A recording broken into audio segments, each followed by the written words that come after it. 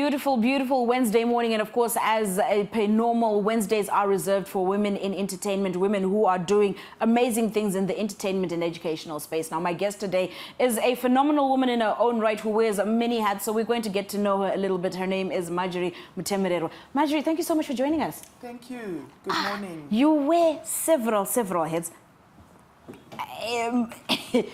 Communication, marketing, author.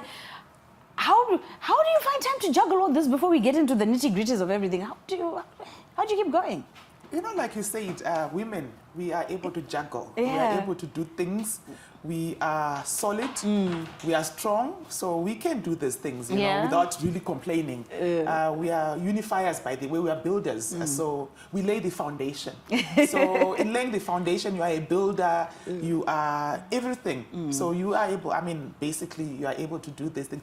But for me, it's really by the grace of God. Wow. It's really by the grace of God, really, yeah. Now, today, of course, I want you to wear your author hat. But before we get to that, what came first, the market and communication strategist or the author? You know, what came first, obviously, was the professional bit. Right. And experiences then made me start writing this, my first book. Yes. At what point did you say, oh, you know, I actually have enough in me to put together a book? So what happened was a few years, well, about 12 years ago, my only child was electrocuted whilst taking a shower to go to school. And he passed on instantly. And he was my pride, he was my joy. And when that happened, I was completely shattered, broken. Understandably. And I mean, like, seriously, all just left me. And something just told me that for me to kind of start getting back, I needed to put pen and paper together to write my emotions, to talk about the journey, to talk about my experiences with my son before and the way I was feeling after. So yeah, that's really what triggered and motivated me to write this book. Tell me about the process of writing it. I mean, it's a very difficult thing to go through. I can never imagine the pain you must have felt. But to now have to relive some of those experiences, to draw inspiration from them and put pen to paper is also another process in itself. How did you manage to go through that process in putting everything together? You know, I'll be honest with you, this book has taken me over 8 years. So it's 1 minute you're okay, you can write. The next minute you can't eat, you can't do anything. So for me, it's been gradual. And remember, this is a personal experience, which involves a lot of other things, unknowns, you know, because death is always about the unknown, right? Especially when it's the reversal where a mother has to bury a child. That's very abnormal. So the pain is very aggravating, so to speak. So it basically just took one step at a time, you know, also allowing myself to go through the processes, getting counseling, getting to understand what I was going through, getting family and friends together. So the reason why it has taken so long is because, you know, with a personal story like this, which involves a finality like death, you need family and friends around. So God really did put a team together for me. People who helped me, people who knew how to read the signs to say, you know what, she's down now, let's not push. People who read the signs and say, okay, you are down, but let's try and do it. Let's try and do it. So God just put a team together for me. And, you know, intercessors, prayers, family, and prayer warriors, so to speak, family who do that. And so little by little, line upon line, brick upon brick, you know, I've been able to finally say it's done.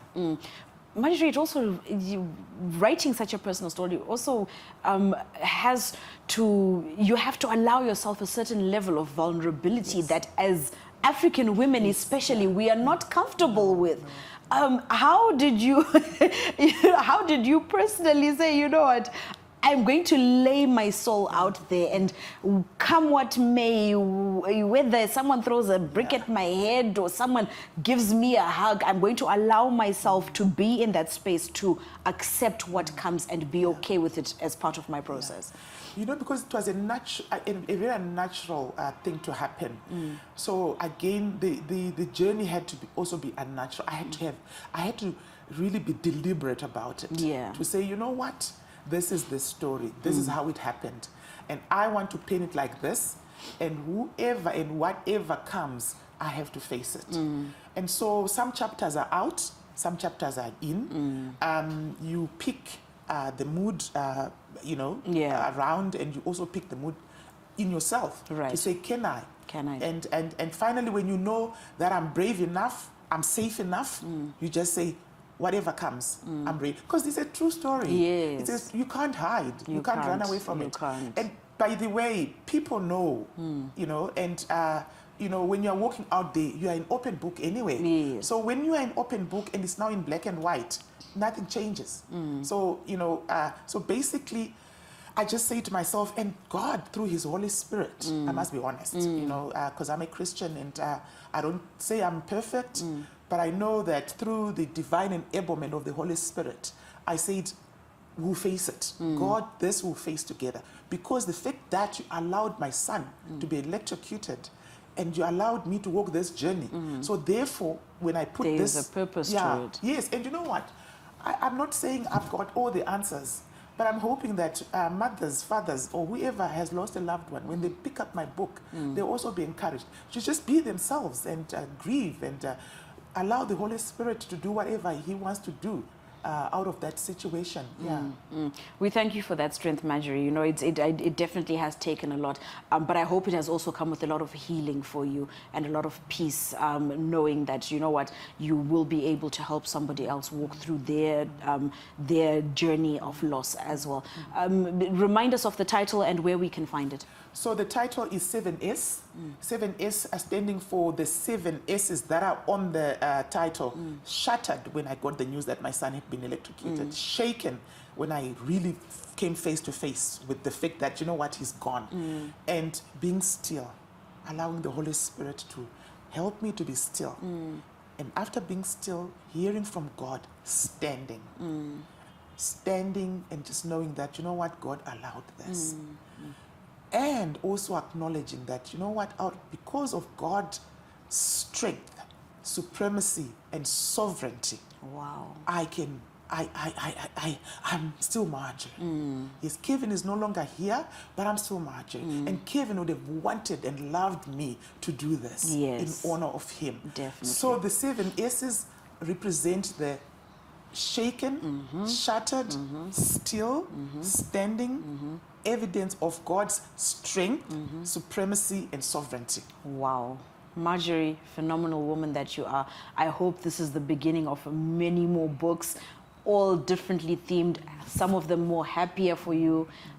We are looking forward to it. And thank you so much for sitting down with us this morning on Morning Rush. Thank you so much, Candice, for having me here. Thank you. All right.